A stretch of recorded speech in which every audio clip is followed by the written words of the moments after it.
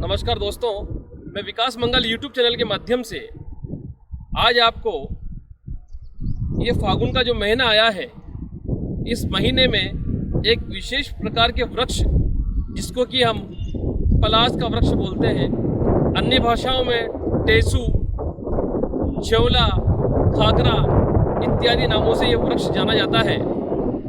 इस वृक्ष के बारे में जानकारी दूंगा। ये वृक्ष फागुन का महीने के अंदर का बड़ा महत्वपूर्ण वृक्ष है। इस वृक्ष के माध्यम से एक कायाकल्प भी किया जाता है, जिसका वृत्तांत मैं आपको बताऊंगा। सर्वप्रथम तो आप ये लोग ये समझें और देखें कि इसका वृक्ष किस प्रकार होता है। प्राय सभी जन जानते हैं, मगर फिर भी बहुत से ऐसे लोग हैं जिनको इस वृक्ष का या तो ज्ञान नहीं है या उन्होंने इसको नहीं देखा है। तो आप एक बार गौर से देखिए।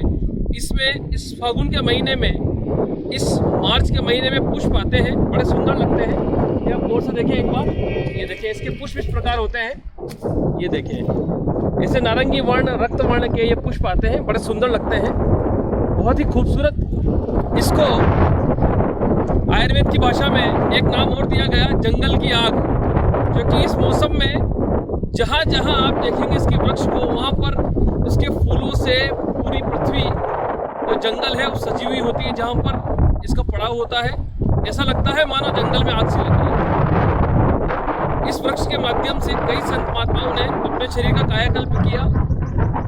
मैंने मेरे पूर्व की वीडियो में आपको सफ़ेद पलाश दिखाया था, सफ़ेद पलाश का वृक्ष दिखाया था। अभी एमपी में लॉकडाउन लगा होने की वजह से कुछ दिन बाद मैं आपको श्वेत पलाश के वृक्ष के दर्शन भी कराऊंगा, उसके पुष्प के दर्शन भी कराऊंगा। अभी हाल फिलहाल हम बात कर रहे हैं रक्तवर्ण के, रक्त पलाश की बात कर रहे हैं। जो इसके पुष्प हैं, इनका आयुर्वेद में बहुत ज़्यादा काम है। यदि किसी व्यक्ति को मूत्रकुच की बीमारी हो, यानी पेशाब रुक कर आता हो या पेशाब आने में तकलीफ होती हो, तो आप इसके पुष्पों को लाइए, ला करके सुखा लीजिए, सुखा करके आप चूर्ण बना लीजिए, और चूर्ण बना करके 3 ग्राम की मात्रा यदि आप लेकर के ऊपर से जल पीते हैं तो मूत्र आपका आसानी से उतरेगा, और पेशाब करने की जो तकलीफ है उसमें आपको बहुत अच्छा लाभ होता है दोस्तों। इसके पुष्पों का एक अच्छा प्रयोग मैंने जैन मुनि महाराज जी से पाया। वो ये है कि यदि किसी व्यक्ति को शुगर की बीमारी है, शक्कर की बीमारी है, प्रमेह, मधुमेह की बीमारी है, तो महाराज जी क्या करते थे, इसके पुष्पों को रात भर पानी में रख दिया करते थे और सुबह मसल करके, छान करके वो रस आधा कप के करीब वो जूस उसको पिलाया करते थे। मात्र 21 दिन के प्रयोग से इसकी शुगर हमेशा के लिए तो नहीं कह सकते, मगर 4-5 महीने के लिए बिल्कुल कंट्रोल हो जाती थी। ये आंखों देखा हाल है। जैन मुनि महाराज इस प्रकार सेवन कराते थे। जब ताज़ा पुष्प नहीं मिलते तो सूखे पुष्पों का चूर्ण भी इस प्रकार डाल करके सेवन कराते थे, तो शुगर में बड़ा लाभ होता था। इसके पुष्पों के लिए रसायन खंड में, कल्प संग्रह में ऐसा कहा गया है, यदि इसके पुष्पों का चूर्ण बना करके और शहद के साथ मिला करके चीनी के बर्तन में दूध का लेप करके रख दिया जाए और गेहूं के भंडारण में 6 महीने के लिए इसको छोड़ दिया जाए। 6 महीने बाद उस बने हुए मिक्सर को निकाल करके सर्वप्रथम महादेव जी के भोग लगा करके उसका सेवन किया जाए, तो शरीर के कई प्रकार के रोगों को दूर करके यह शरीर को बलवान और पुष्टवान और ताकतवर बनाता है। अब हम बात करते हैं ढाक वृक्ष के पत्र के लिए। जो ये छिवले का वृक्ष है, जो ये पलाश का वृक्ष है, इसके जो पत्ते हैं बहुत काम के हैं दोस्तों। इसके पत्रों के बारे में ऐसा कहा जाता है कि जो माता बहन वंध्या है, जिनको संतान नहीं है, यदि वो इसके कोमल पत्र, जो बारीक बारीक पत्ते फूटते हैं, इसकी जो फूटन होती है, यदि वो पत्ता ताज़ा लेकर के एक वर्णी गाय, यानी सफ़ेद रंग की गाय है तो फिर सफ़ेद रंग की गाय के दूध में, और जो पहली बार ब्याही है उस गाय के दूध में उसको बांट करके यदि 21 दिन तक पिए या 41 दिन तक पिए, तो वंध्या को भी संतान की प्राप्ति होती है। बहुत से माता पिता वर्ण के कारण काले होते हैं, वो सोचते हैं कि हमारी संतान हमको गौर वर्ण की प्राप्त हो। तो आयुर्वेद में इससे उत्तम कोई वृक्ष नहीं देखा मैंने जो आपको गौर वर्ण की, यानी आपका गौर संतान प्रदान करे।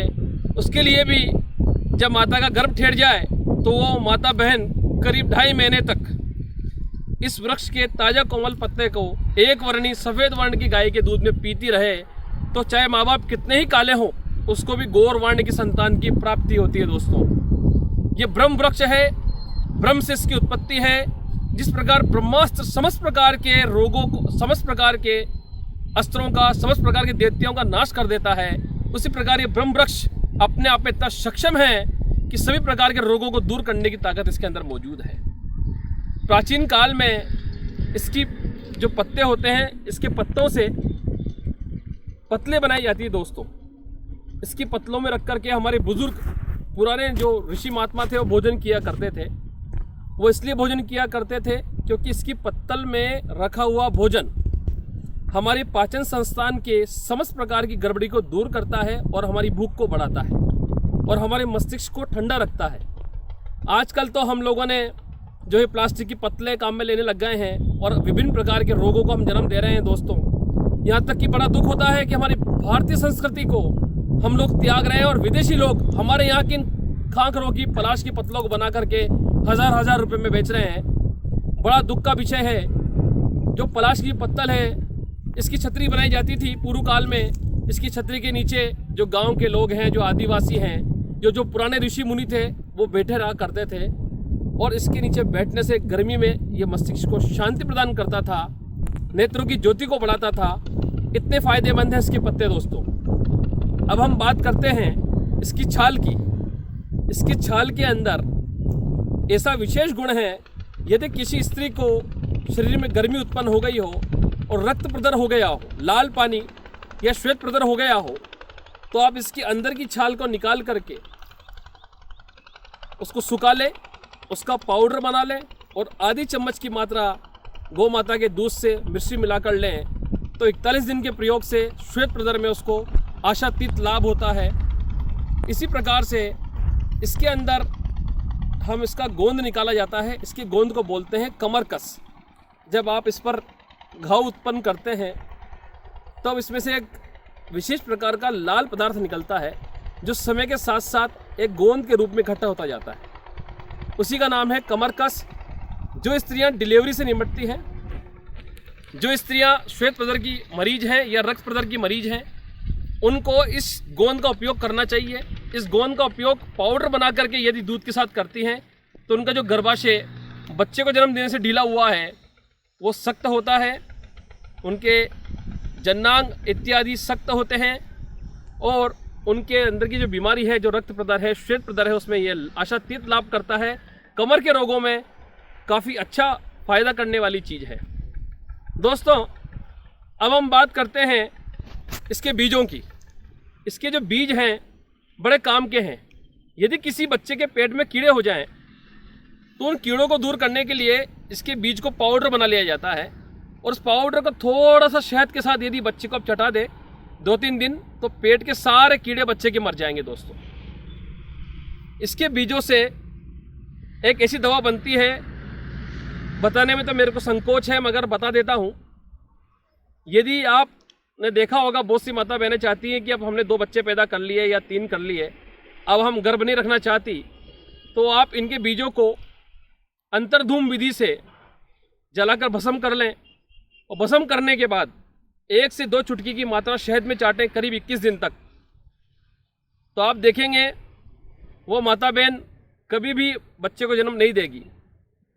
इसके बीजों से एक तेल निकाला जाता है। कल्प संग्रह में यह बोला गया, यदि इसके बीजों से निकले हुए तेल की एक बूंद की मात्रा बढ़ाते हुए 11 बूंद तक की मात्रा यदि 41 दिन तक ली जाए तो नेत्रों की ज्योति, वीर्य की वृद्धि, शरीर में झुर्री पड़ना, बालों का सफ़ेद होना इत्यादि रोग दूर होकर के मनुष्य युवा के समान दिखने लगता है। अब आखिरी बात मैं आपको बता देना चाहता हूँ कि इसकी जो जड़ है, इसकी जड़ से एक विशेष प्रकार का अर्क बनाया जाता है। उस अर्क से नेत्रों के कई प्रकार के रोग जैसे मोतियाबिंद, धुंध, जाला इत्यादि रोगों को दूर करने में इससे निकाला हुआ अर्क बहुत फ़ायदा करता है।